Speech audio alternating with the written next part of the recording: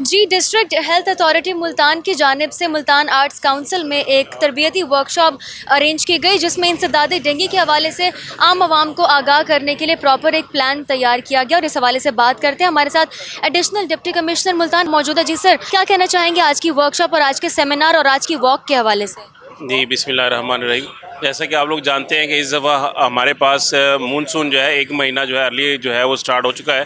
تو ہمیں اس حوالے سے یہ میسج گھر تک لوگوں کو پہنچانا ہے کہ کس طرح ہم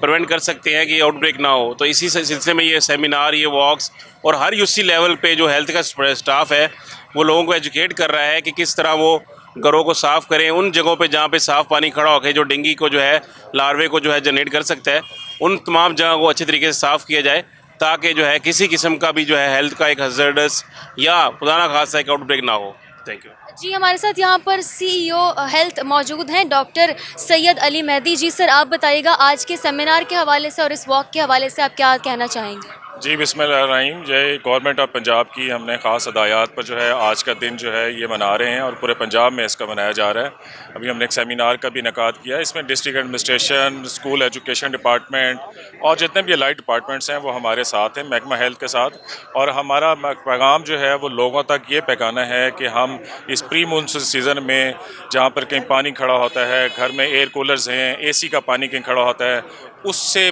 مچھر کو جو ہے وہ کیسے ہم نے بھگانا ہے۔ ہماری ٹیمیں گھروں میں جا کر لوگوں کو پیغام دیتی ہیں تاکہ ہم اس خطرناک مرض سے اپنے آپ کو بچا سکیں۔